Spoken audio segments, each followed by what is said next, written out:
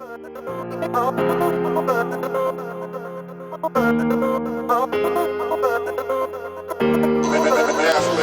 listening to the Everyday Legends podcast, the show that is dedicated to helping everyday men build legendary relationships with yourself, your partner, and your world. I'm your host, Mike Campbell, and the aim of this podcast is simple: to help you navigate life with more clarity, more confidence, and purpose-driven action, with plenty of stories, a load of lessons, and some loving straight talk. So let's get started.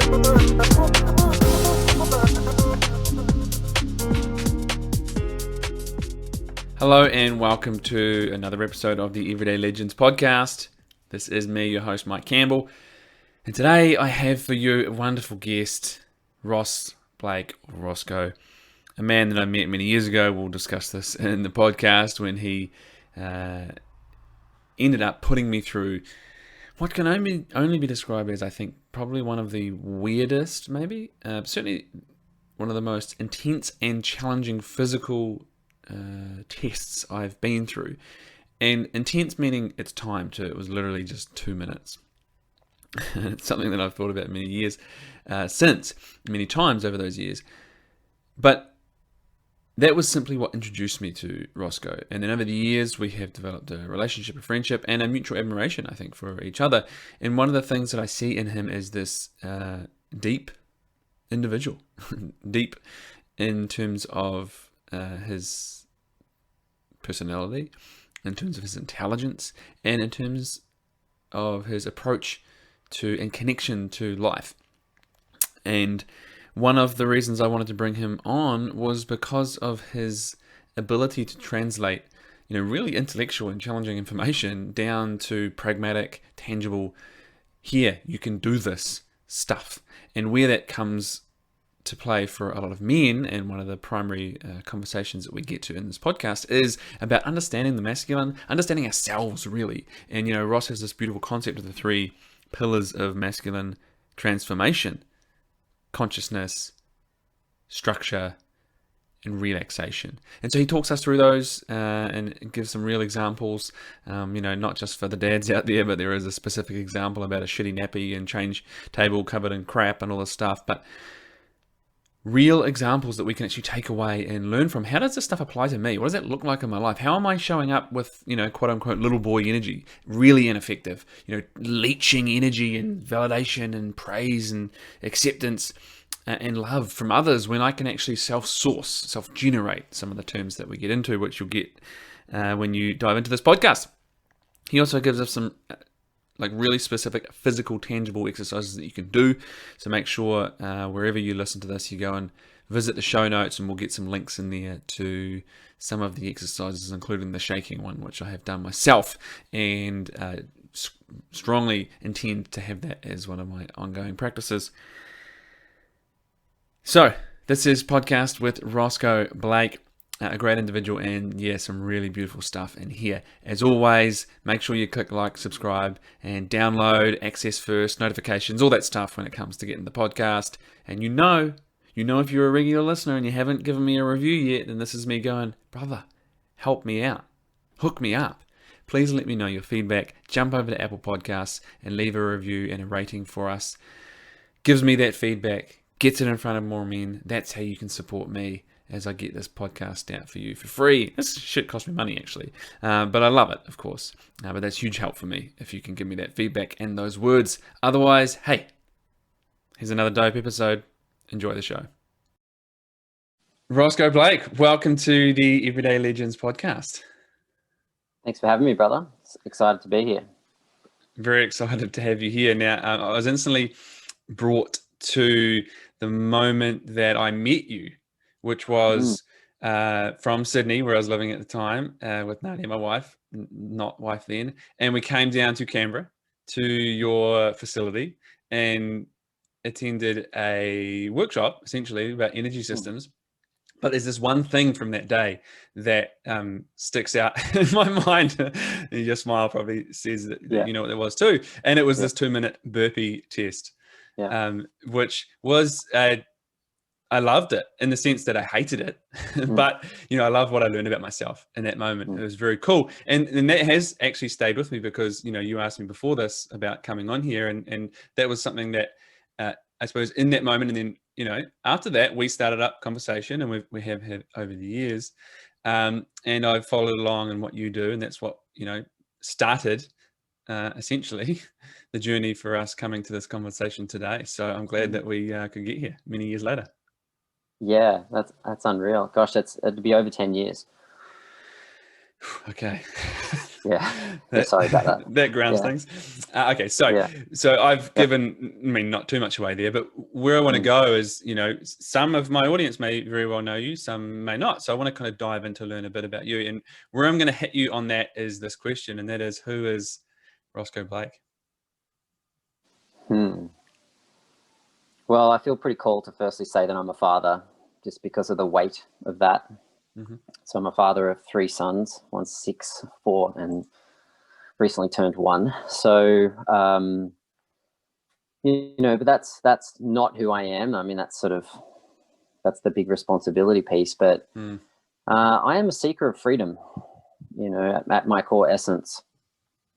So even if I sort of go back to that 2-minute burpee test, looking at the anaerobic glycolytic pathway, la-di-da. Really, that just came about from me seeking ways I could feel more free in my life or understand myself more clearly in the terrain and the ecosystems of my life. And at that time, that was, very much the ecosystem of fitness and, Mm. CrossFit. And yeah, it was a very Prince-like stage. So yeah, at the moment, I'm still doing the same thing. I'm still a seeker of my own knowledge and wisdom, and ultimately, yeah, got that classic masculine search for freedom. That's who I feel I am at my essence. Yeah, nice. Outside of that, I'm a husband and a movement teacher. Right, and a movement teacher. So then, what does that generally look like in terms of Mm. you as a movement teacher, but also you as the seeker of freedom? Well, as a movement teacher, I feel like maybe it's a more jazzed up way of describing personal training these days, and it's Okay. just maybe capturing like just a broader Yeah, but also scope of personal trainer was a term that was decided at one point in time that a bunch of people latched onto. It wasn't necessarily the most accurate term. True. Yeah, true. Yeah.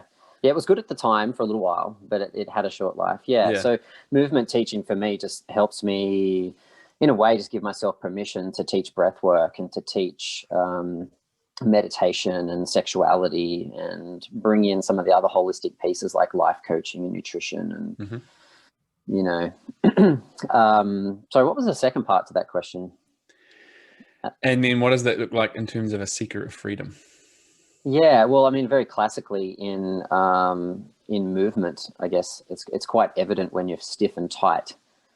Let's say through your Mm-hmm. hips, and that can occur like you're in a cage, like you're trapped. So movement is a beautiful metaphor for seeing your edges and seeing those chains and where you feel trapped. So in a very physical sense, Mm. I'm exploring my limits or where I could be more free when I'm moving my body and feeling those edges, as well as when I'm teaching that for someone. It's pretty quickly when you put someone in a position that they've never been in and you get them to move in and out of that position, it's Mm-hmm. like, oh damn, I'm a prisoner of my own rigidity. Yeah. So it's a beautiful metaphor. It sort of never ends in many ways in that context of freedom, which is ironic too, because we'll never fully have it, but it's kind of It's relative, I suppose. there are degrees of it as we go. Yeah. Yeah, and so speaking about edges and finding points of rigidity, and it's a bit of a metaphor. So then, do you see this kind of play out for people, like in their physicality, and then how that's actually playing out throughout their lives? Yeah, beautiful, man. You say that like you're someone who lives that. Um, yeah, 100%. I mean, I'll even just jump into my own history just Mm-hmm. quickly. Please. When I talk about fitness and strength and conditioning, and I was a competitive athlete at one particular point in time as well. Everything about what I was doing was so focused in one direction Mm-hmm. that it ended up just developing this this rigidity in me. But and this, what I found interesting though was it developed this warrior energy in me. I could do things, I could get stuff done, I could be very penetrative, but I couldn't really be wide, and I was missing width. Okay. And can you explain that a little bit? Yeah, so let's say because I think, you know, I personally, but perhaps a lot of the guys listening could resonate with that first part there, right? The warrior, I can get shit done. I'm in one direction, way I go. Yeah, for sure. So like, so let's say like deadlifting. You know, most people would know what sort of deadlifting's like. No one ever really regrets getting stronger with deadlifting. It's great. It's fantastic. I love it. I still deadlift. But yeah, it's relatively linear, right? So it's patterning in the habitual nature of being linear. You're just having all these repetitions of, you know, that sort of central focus. All right, I'm going to pulse this movement right now, which relates to, okay, I'm going to pulse my to-do list right now. Like they're very similar in that way. So they become quite habitualized. Yeah. For me personally, and I know a lot of men will experience this, is that like that's needed. You know, we need to get stuff done. We need to not be a victim, and we need to, you know, stop sort of judging and sabotaging our situation and get shit done. It's really good. But that's a lot of yang energy. It's a lot of outward energy. And so that can lead to burnout. You know, it's a bit of a trap, right? And so that second part, when I'm talking about width, it might be the other side of the coin, which might be relaxation or softness. When I tie that into like movement teaching for me is really looking at both sides of the coin and whether or not we can spin that coin at the same time and actually embody both of those qualities. And so when it comes to looking at the past around a lot of my habits around movement, I noticed that was all very masculine. And so... And you're a competitive athlete, for perhaps a little bit more context, in what exactly? Triathlon. Right. So there was a lot of repetitive movement in there, right? Yeah. And just brutal. Long days. It was pretty horrific. So I got really good at being over-focused. Right. Yeah. So I could strangle something to death in terms of like getting stuff done. But in terms of allowing things to come to me in my life, that wasn't something that I was very comfortable with. And did you, at the time, could you notice that? Yeah. But I just didn't know another way. Yeah, so there was almost like was there like a niggle? There was something, a voice, but you didn't know what it was, kind of thing. Yeah, there was always like a frustration. There was always dead ends, and that would occur as an injury, right? You know, and which so you would adds to actually more just frustration.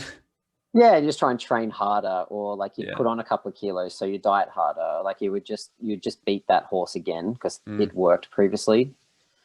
But you know, the terrain was changing. You know, I was growing up. I started having children. So, you know, it also started to limit itself in terms of its nourishment for me. You know, because it was just too much output. You know, not enough serenity, perhaps. Yes. Okay. So then, and I'm hearing that, you know, again, both in my own personal experience, and so getting shit done, immense output in one direction.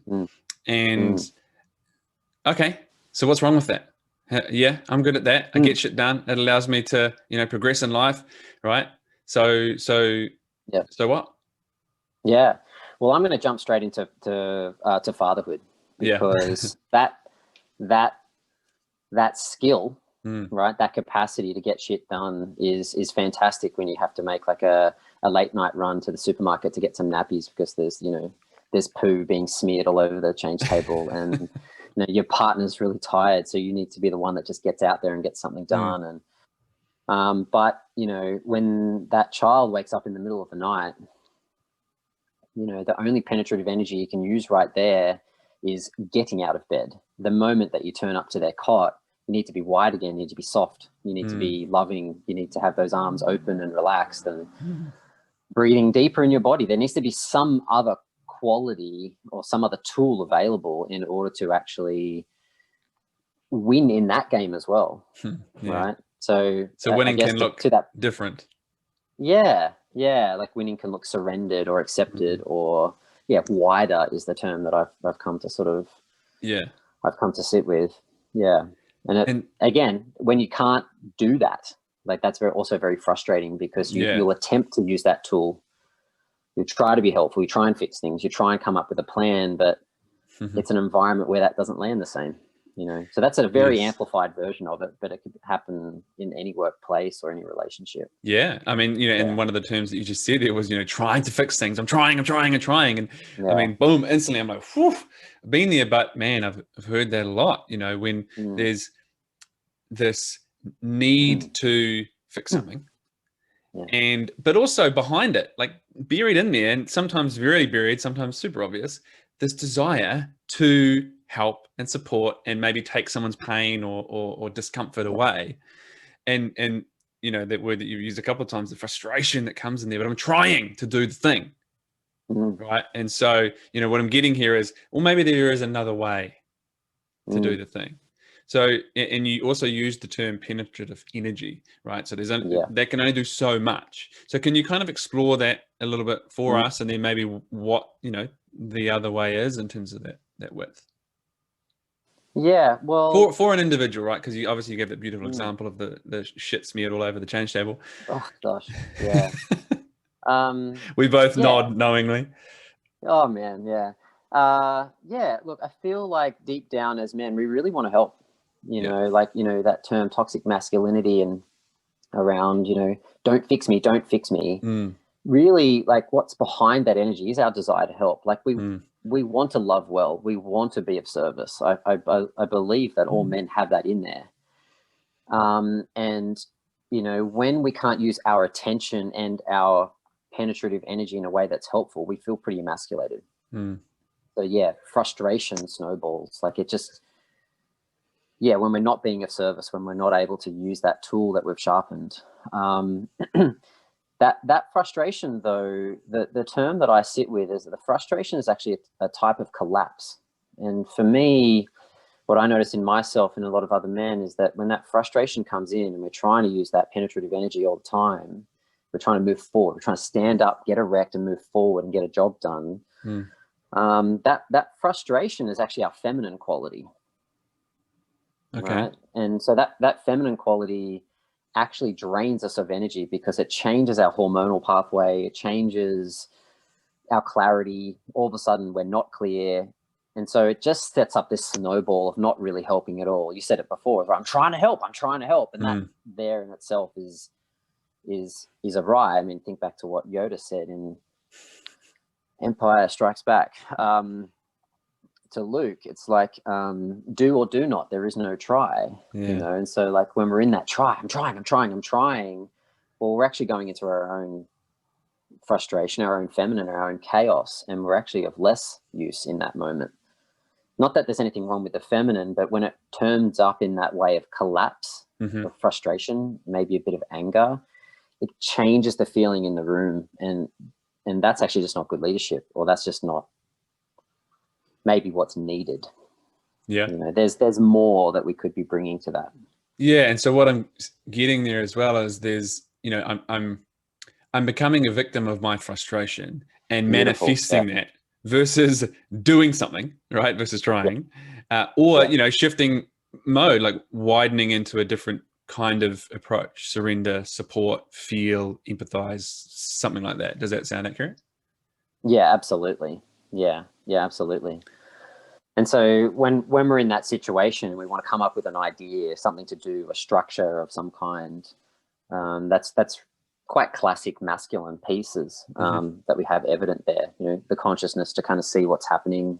That step back and be like, okay, yep, there's a dirty nappy on the floor. The bin's way over there. Baby's crying. Actually, baby just hit its head. Okay, I have to let go of the nappy on the floor for a moment. And so that sort of stepping back and that looking is really important. The structure around timing and so on, but that feminine quality of acceptance, of relaxing grip, of relaxation is often the piece that I feel a lot of men aren't taught, because mostly we're modeled that penetrative energy, of that doing energy, where there's a little bit more of a yin type moment in the yang that needs to be there for it to actually ground and actually be effective. So physiologically, if a man can't actually like let go internally, like have that breath deepen, literally have the tension go Yeah, so it's out of like the one face. thing to the next thing, one thing to the next thing. Tension, Yeah. stress, tension, stress. Kind of like, Yeah. almost vigilant, highly Yeah. strung. Yeah.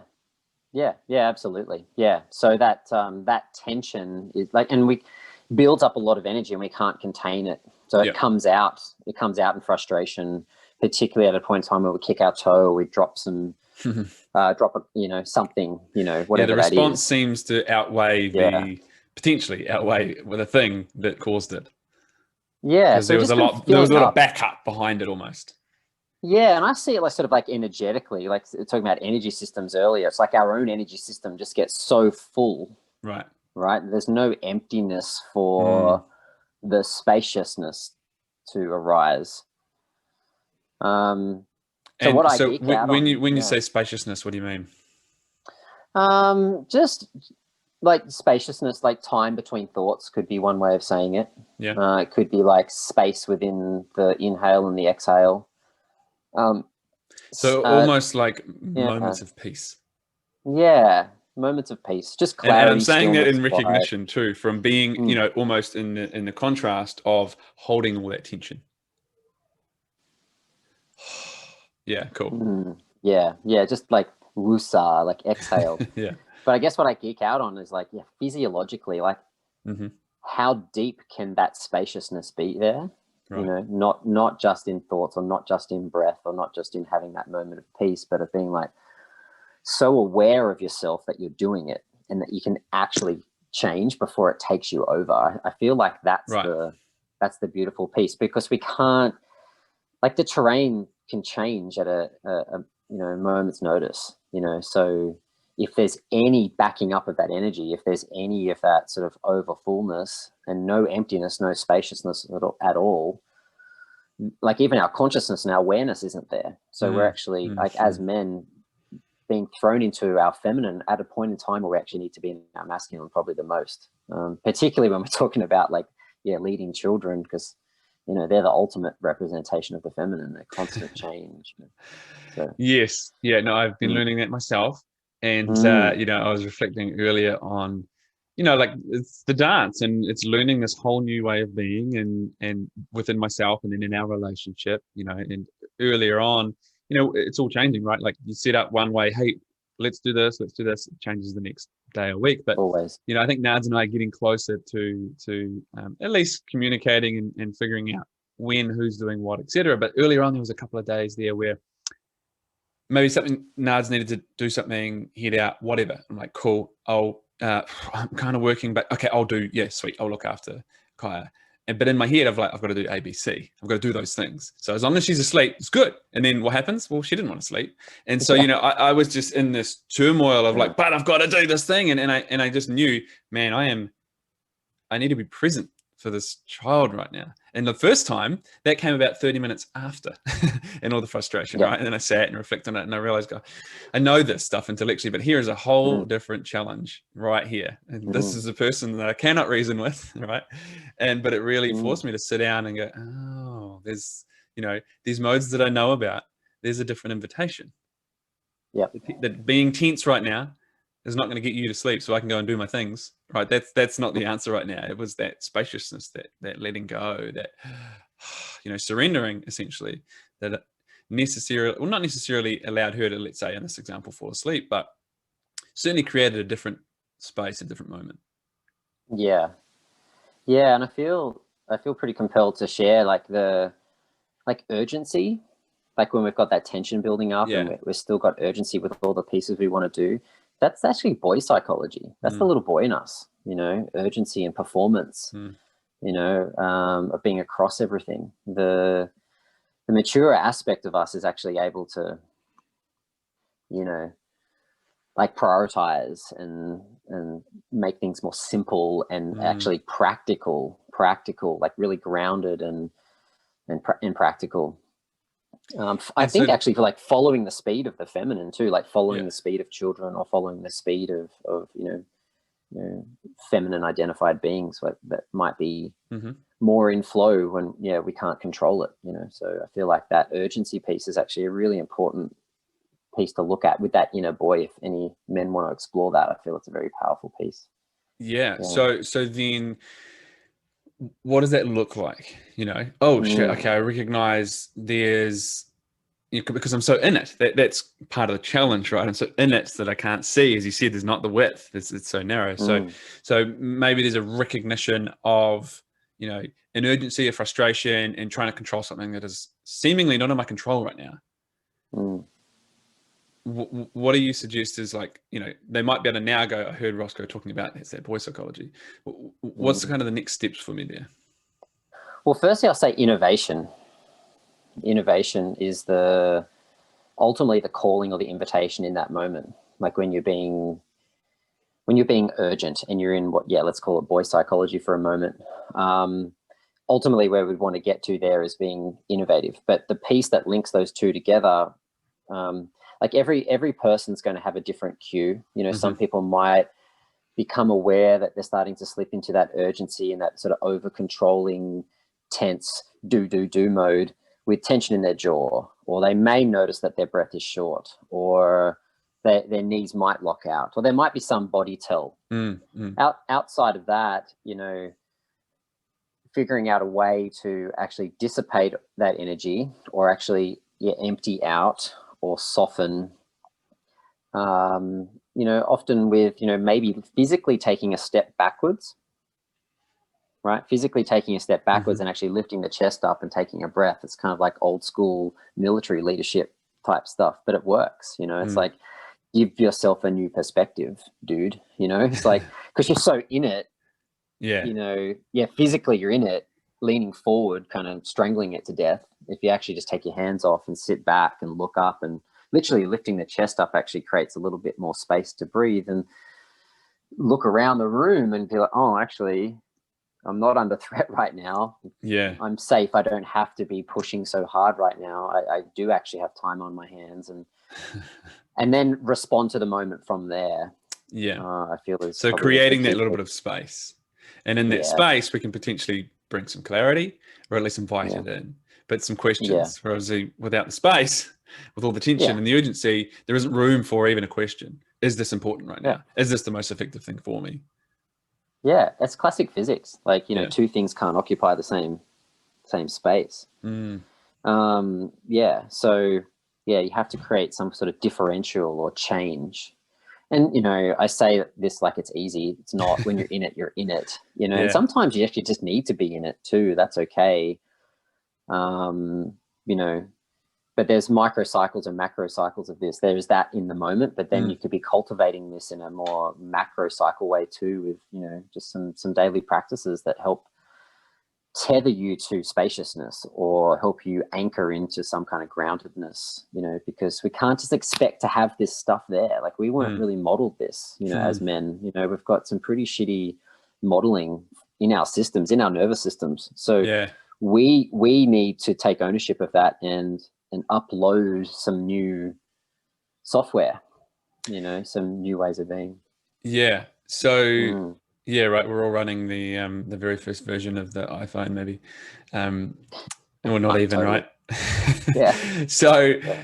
so then, okay, so in the realm of the masculine and feminine and the energies and so on, how would you describe what we have been modeled on both of those kind of sides, masculine and feminine, right? What it looks like, we're talking about tension and so on, but in terms of like what's available to us in the masculine, Mm, what serves us, and what's available in the feminine. So mm. my aim in this question is that that if I'm listening along, I can recognize, oh, that's what I've learned and this is the mode I've got, but this is also what's potentially available. Yeah. Yeah, well, I mean, from my perspective, I feel like what we've learned as men through the masculine, is either two pieces, either that sort of over control or under focus, Right. or like the classic masculine, I'm in charge, you'll do what I say, tyrannical aspect, or that sort of nice guy piece, Mm-hmm. Um, and so both don't work, as they just, you know, one strangles things to death and one's just like limp and impotent and just doesn't ever get anything he wants, like it's just, Yeah. So, but what is available in that is, yeah, what I'd call like the three pillars of a masculine essence. And I mean, I'm not here to tell a man what he is to be, but I feel like we all have this, Mm. and that we can. A term that I've been sitting with for a little while is that we can actually become the men we are when we understand these three pillars a little bit more clearly. Right. And how they're expressed individually is fine. But consciousness, pillar one, structure is pillar two, and relaxation is pillar three. And so firstly, consciousness is that sort of width, that stepping back, that perspective, that seeing. Mm-hmm. It's sort of, it's quiet, it's peaceful. It's kind of like death and nothingness. So there's lots of space in there, which is nice. It feels quite nourishing to the masculine. So I think, a lot of men love solitude, go for a bit of a walk, clear your head, Right. Structure being, like integrity, can you turn up on time? Can you do what you say you're going to do? Literally, even physically, can you be upright and show up, as opposed to like down and rounded and flat. And but yeah, like relaxation being this component of groundedness, so the component of the feminine within the masculine that needs to be there in order for a man to feel really comfortable sitting in a chair rather than tapping his foot, or again, like showing up, but like that whole front side of his body is relaxed and receptive to man or woman or child or animal that's in front of him, that is not carrying that tension around, like the tyrannical version that we've been modeled, right? Yeah. He's also not, in a structural sense, is not carrying that slouch, that sort of weak, impotent kind of mode around that we've been modeled with the nice guy. So it's something in between the two, because there's a balance point. So I feel like that's what's available to us in the masculine, is some iteration of all those three. Very nice. And yeah, because the other image I suppose that's coming to mind when you talk about like the kind of the structure or lack of, and the kind of weak impotence, is like the sitcom dad or the dude in the beer commercials, like that guy versus the other side of it, which I think is very easy to also recognize, the tyrannical, tense control, and even the thing that popped up for me and what you were saying before is like, as you said, like relaxed openness, and in that I got kind of like like a grounded strength versus the guy who's standing at the front of his porch with a gun, like I'll protect everyone and smash everyone, right? Which you can see the logic almost in there is, but this is the only way, right? So there's obviously another way, but how do we even get into that space of like on some level understanding intellectually that I can be strong and have integrity but not be tense and ready to fight, basically?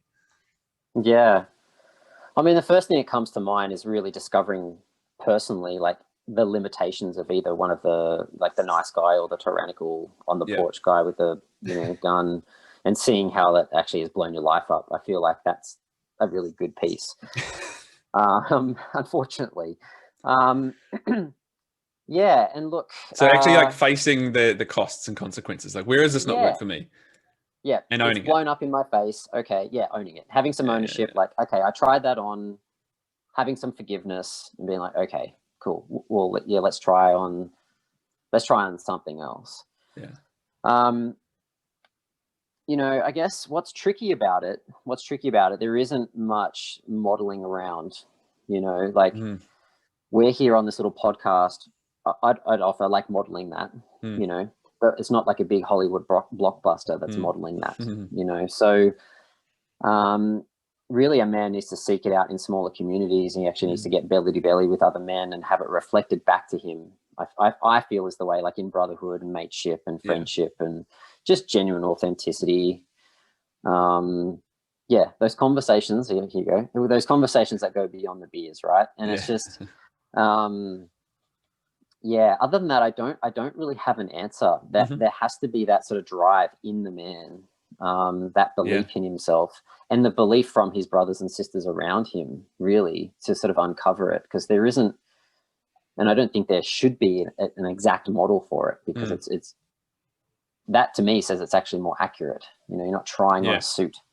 Yeah, and I think You're that's the beauty in humanity, right? That's where the differences yeah, come in, but there is a form of a loose blueprint, let's call it. yeah, But also what I'm getting in there is that you can't do this alone. And being on an island and trying to work all the things out won't really happen because, first of all, where are you going to get all the information, right? yeah, You literally can't. But also, there's this space with others to invite you to a different possibility. Sometimes maybe with a firmer hand, sometimes more with a loving heart, but you know, almost whatever it takes. But being in community. For some guys, they might see it modeled elsewhere. You know, who knows? Maybe there's a movie out. yeah, But when we can be in conversation and community with people that we can be in conversation and community with, and we trust, or we can build trust, then it can open us to some different possibilities. yeah, 100%. I mean, a lot of these issues are formed in relationship to begin with. They're also healed in relationship in the end. So yeah, it's that classic piece of turn up and actually connect with these communities that feel like they actually have something that you don't. And not because you're going in there hungry for it and vampiric with it, but you're ready to be humbled and have pieces reflected back to you. The image that comes to mind, before I have a conversation with any man that I believe in, right, is like, it's, no, man, come up here with me. You know, it's a helping hand. It's like, yeah, I'm putting my hand out. I'm up here. It's working a bit better for me up here. Do you want to step up here and see what the view's like? You know, it's that real, let's. And again, physical. I'm very big on this sort of these physical metaphors as a movement teacher. You know, and I feel like men really resonate with that. And as they're stepping up, they could be going for a run, or as they're stepping up together, they could be actually they could go to a jiu-jitsu class together, or they could lift some weights together. You know, I feel like that type of same pager it's worked through the ages. Like, why should we change it? You know, because pretty quickly we'll see whether or not we can trust each other if we move together. Because there's no words too. You don't have to have everything beautifully articulated. Maybe you need to crack open into some fatigue before you can actually share some emotion. And I feel like that's healthy. Yeah. That's not an unhealthy thing, you know. So we And can't walk away from that. No, and I love that because it's also encouraging us to be in our bodies, right? And so one of the things I want to ask, about those three pillars you said, consciousness, structure, and relaxation. And one of the things you're talking about with consciousness, and also kind of just popped up a little bit around the relaxation piece too, is so how do those then differ to the feminine? And maybe more specifically, because I would say that one of the things that is a new message that men hear, we heard a lot of messages growing up and in the 80s and 90s and still, but before that as well, around what a man should be. But there's this new message around men need to be more emotional or something like that, right? Which, speaks to perhaps understanding and getting in touch with their feminine. That's probably a more old school term now. So how do they differ? What are those terms in the way you describe them, consciousness and relaxation, differ with the feminine? Or is it not? Yeah. Well, for me, I look at the feminine like the opposing piece to consciousness would be love. Right. So the feminine being a polarity that's the opposite. Masculine being consciousness, feminine being love or love light, to which I'd extend out to being like radiance.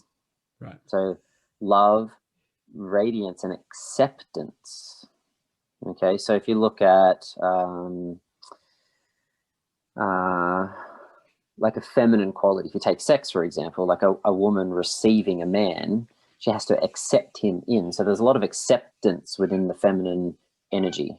Right. And it's not just in a female body, but it's in a masculine body as well. Like we can accept things in our mouth. We can loosen off our grip and accept a moment. We can receive stuff in our asshole if we want to. We can let that go too. So like we have that quality of acceptance, that we have that feminine quality too, as women do with structure and consciousness and so on. So it's just, it's not gender specific. I feel like I need to say that Yeah. you know, but yeah, so consciousness, love, radiance, and acceptance would be the three pillars of a feminine transmission. And I feel like they're important for a man to explore, for sure. Mostly in the context, though, of helping him understand his own inner feminine, so that he doesn't take his unprocessed feminine or his unprocessed boy psychology to the feminine, right? So he can actually sort of understand the sort of the way in which he needs to receive things in his life. So here's an extreme one for you. Like, if a man doesn't know what it's like to receive something up his bum, right? Does he really know how to penetrate a woman, like with reverence and respect? You know, because I'd offer, there's lessons in there. I'm putting my hand up for that one. The first time that I attempted to do that, it was just like, oh, I'm tight as fuck, and like, I don't want to let go, and it's not enough lube, and like, you know, like there was resistance in me, right? So the lessons of us exploring our feminine qualities, and I fully admit that's a fairly extreme one. I'm not advocating it, but also yeah, an obvious we can physical understand the example. feminine more. Very obvious, but yeah, we'll be able to then not make the feminine wrong because we've owned more of our own feminine. Right. We'll understand a little bit more about what nourishes our own inner feminine, so that we don't go to our wives and our partners and other areas of feminine energy in the world and just take it non-consensually. You know, we can actually be, and this is a big word that I come back to in my own personal practice a lot, we can be much more self-sourced, you know, so that, you know, yeah, we're not going for those, not taking the energy off our partners because we feel undernourished. We understand that part of us that wants that energy and that nourishment, and we can maybe learn how to create that for ourselves with whatever makes us feel more radiant, or whatever makes us feel more loving, or practicing acceptance. So yeah, that the feminine doesn't feel as fed off from us, you know. Maybe there's less porn use that way. Maybe there's less creepy eyes under glasses trying to watch women breastfeed and all these things. You know, we can actually take on more of that ourselves. Yeah. So like, in part, understanding what my needs are, and in terms of what my feminine needs, but in general as well, and being able to actually take responsibility for those. And, you know, because coming to those two examples of kind of the tyrannical and the nice guy, you know, it feels like, as you said, like the really aggressive taking, non-consensual, or whatever it is, the eyes, etc. And then also in the nice guy realm, which I think for a lot of guys who are in that space, hard to get their head around, but the real neediness and needing the feminine in a person, and certainly in a woman, if it is for you, to look after me and make me feel okay and soft and happy, and actually there's somewhere in the middle there where I can kind of meet these myself. And so maybe as the extension of that, when I show up in relationship, I'm fuller. I'm not in as much need or take. Yeah, beautifully said, man. Yeah, love it. Yeah, cool. So there's so much in this stuff that we can explore. Oh Right? man, we could. Yeah, that's a big one, and yeah, culturally that's a big one. You know, like, yeah, individually we'll have our own stories with that one, but yeah, again, we haven't really been taught, like, this is a bit of a buzzword, self-care. You know, like on a real deep level, like, how can we really feel nourished? Brotherhood and, you know, getting together and having authentic connection with other men is a great rabbit hole, really big turn in the labyrinth. But, you know, ultimately, yeah, self-sourcing, I feel like, yeah, there's self-care, but self-sourcing, I feel, is the next place that we're going to or need to go to as men. And that's like really owning all those energies for ourselves first and foremost, rather than seeing them outside of us, you know. Yeah. And so, you know, essentially by that, do you mean like generating what you need, in a sense? Yeah. So it could extend into finances. It could extend into lots of areas of your life. But in terms of,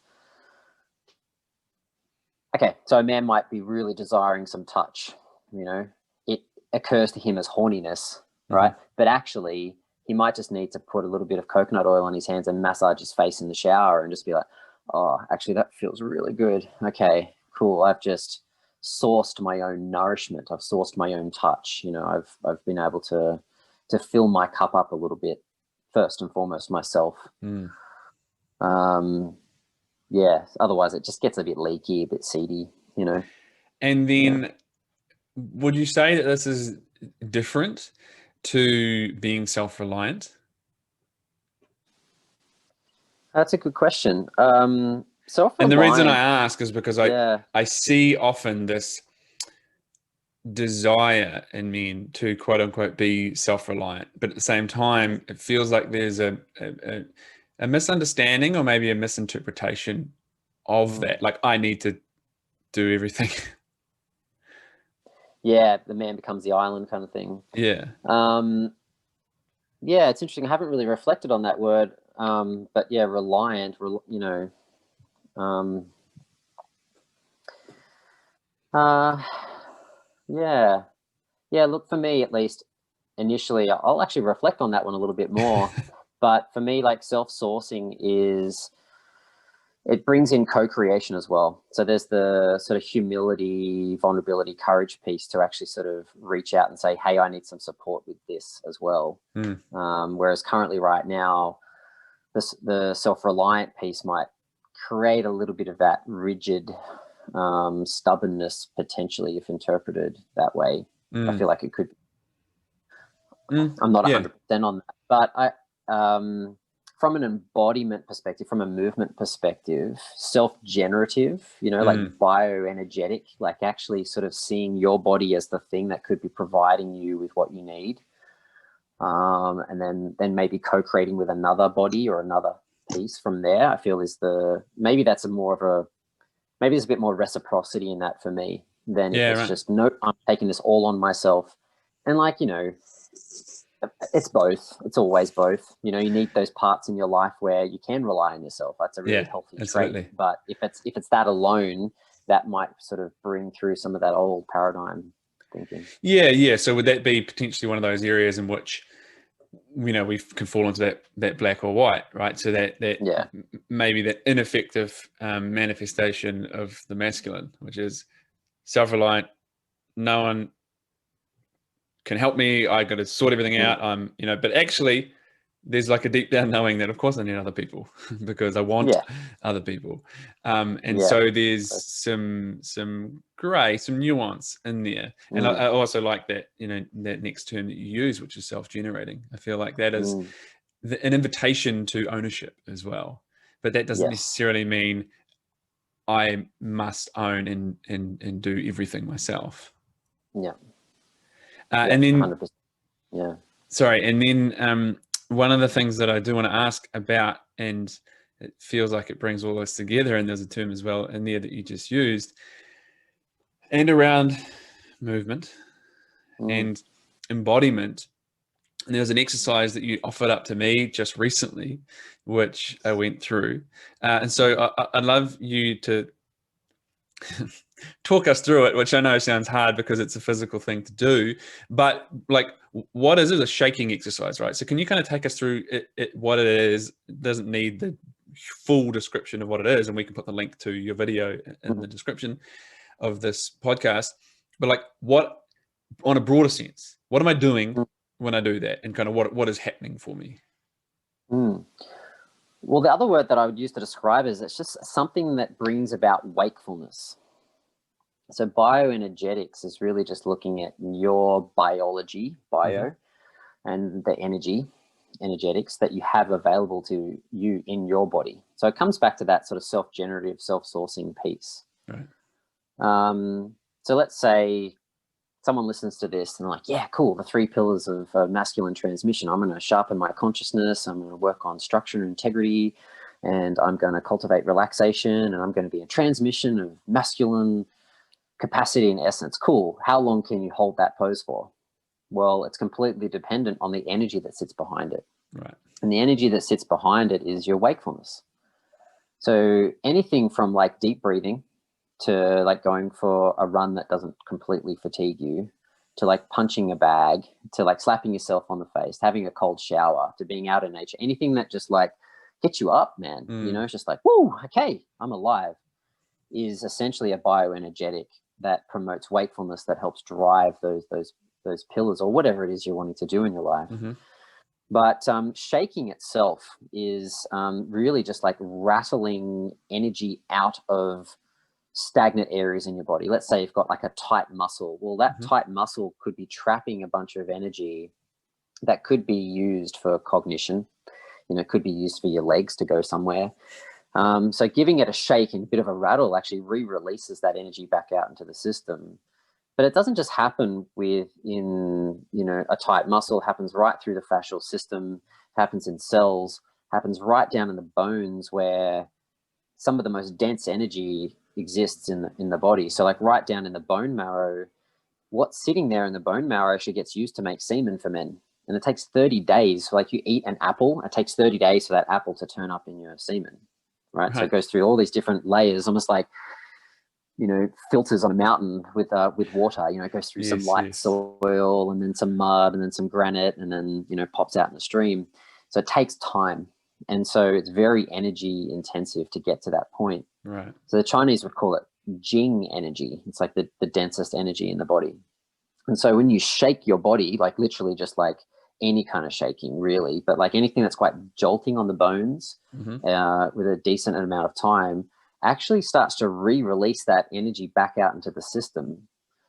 And let's say you did shaking for like 5 minutes, you'd finish and you actually feel like a buzz. You feel almost like you've maybe had some nitric oxide or that light-headed feeling after a beer, or like it'll feel slightly reminiscent to something, some kind of like endorphin type hit, but not in and I an can speak addictive to way. this because I've experienced that exact thing. Yeah, or like a tingling, you know, kind of like a tingling through, you know, my body, not everywhere, but yeah.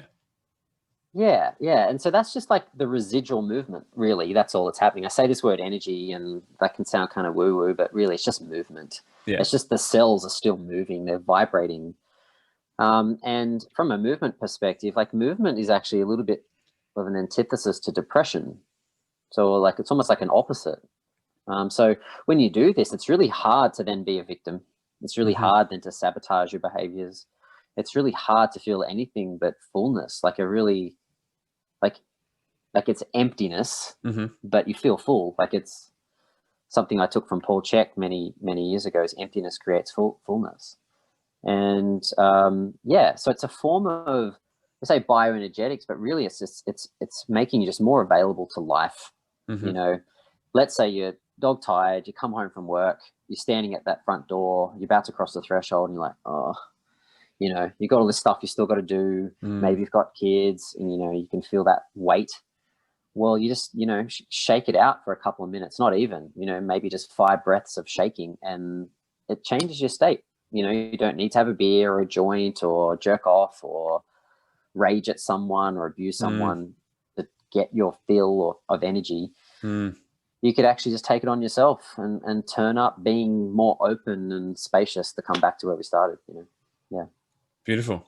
I love it. Yeah. And exactly to those points and those 3 pillars. And so, yeah, as I said, we'll make sure that wherever you find this, you can access. We'll have 1 video, but, you know, we'll potentially bring some more in. So maybe that leads me to the question, also looking at the time. Yes. Rosko, it's been a pleasure, and all sorts of rabbit holes that we could continue down when it comes to this stuff. And that's why I really appreciate you coming on, because I know the importance, and I see the importance in this stuff and this conversation and this dialogue and this information around the masculine and feminine, and helping men understand themselves a bit more, and also being clear that it's not just, you know, like understand the masculine more, because we have these different aspects to us regardless of who we are and our gender, but like making it tangible and understandable, and so I can take something and do it or be it, because of course it's not all in the doing. So where can people find you if they want to explore some more of this stuff? And is there anything that you're creating or bringing to the world at the moment you'd like to share? Yeah, well, at the moment it's just Instagram. So, you know, people can message me directly on there. I'm treating that as my website these days. That's changing. That's changing. As children get a bit older, there'll be more space for that. But I do one-on-one coaching and small group work, and you can find me at Rosko, Rosko Blake, Blake. Yeah, just on Instagram. Just send me a direct message. You can get info on there. But there's that whole link tree thing, if you want to, find out some more little bits and pieces. But Beautiful. my main offering at the moment, is one-on-one coaching, and I call it embodied men's leadership. So it's a physical approach to, being able to lead yourself or others more fully in the world, like Beautiful. in your body, not just in your head. Yes. But I also teach a men's physical practice group that I run semi-regularly. It's like a 5-session physical practice group where men just get on Zoom and we do an hour of physical practice in and around what we just spoke about with the 3 pillars and bioenergetics and wakefulness. So yeah, if that's interested, if that's, feels like a little rabbit to follow, then you're interested. Yeah, that's where you can check it out. Beautiful. Thank you for that. And yeah, we'll make sure we get whatever we need up on the site with this. Rosko, an absolute pleasure. Thank you for coming on and sharing some of that stuff. Clearly, you've got one thing that you're going to go away and reflect on around self-reliance, as will I, but probably most of this as well. So thank you for coming on and sharing that with us. Yeah, cool, man. Yeah, I'll get back to you about the self-reliance piece and we'll have another chat, I'm sure. Absolutely. Yeah, thanks, brother. Awesome. Thank you. You've been listening to the Everyday Legends podcast, the show dedicated to helping everyday men build legendary relationships with yourself, with your partners, and in your world. If you have got something from this podcast, please share it with someone that you think could benefit from it. And please visit your home for podcasts. Like us, subscribe to us, leave us a review. Your feedback is phenomenal in getting this in front of more eyes and ears. Until next time, I'm Mike Campbell, and remember to build that legendary integrity.